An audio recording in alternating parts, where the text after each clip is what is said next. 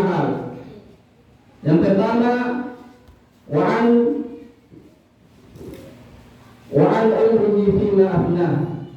Yang pertama dia akan ditanya tentang umurnya, kemana ia habiskan umurnya tersebut. Jadi kelak di akhirat seorang akan berdiri di hadapan Allah Subhanahu wa taala dan ditanya tentang umurnya. Ketika dia dari usia 12 tahun sampai dia meninggal, kemana dia habiskan umur tersebut?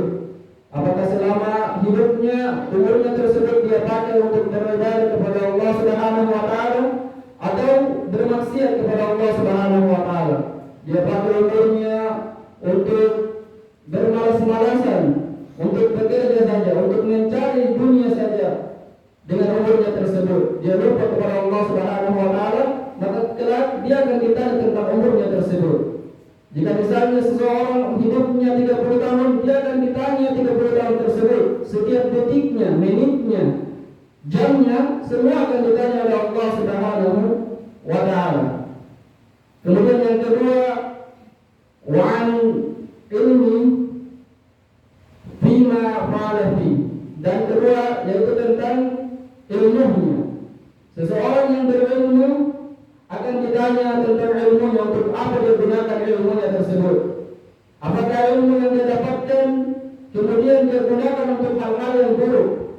Misalnya ilmu yang dia dapatkan untuk menipu orang atau untuk membodohi orang, dia akan ditanya tentang ilmunya tersebut. Atau ketika dia mendapatkan suatu ilmu, dia amalkan ilmu tersebut dan dia bagikan juga kepada orang lain, biar orang-orang tersebut mengetahui ilmu tersebut. Kelak ilmu seseorang yang berilmu juga akan ditanya oleh Allah Subhanahu wa taala. Ya. Jadi ilmu kita juga akan ditanya oleh Allah Subhanahu wa taala. Jika kita sudah tahu salat, kemudian kita tidak mengerjakan salat, kita juga akan ditanya tentang ilmu kita. Kenapa kita tahu tentang salat tetapi kita tidak salat? Kenapa kita tahu tentang mengaji tetapi kita tidak mengaji? Ilmu tersebut juga akan ditanya oleh Allah Subhanahu wa taala. Kemudian yang ketiga, fima wa'an malihi min aina tasaba. Tentang amalnya, tentang hartanya, kemana ia dapatkan.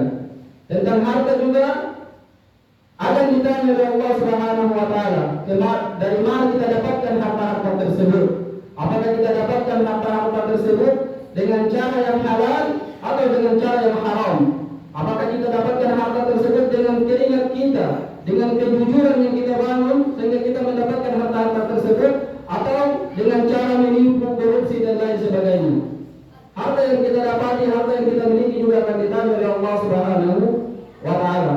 Kemudian yang keempat, wa'an fima anfaqah, dan juga ditanya tentang harta kemana kita habis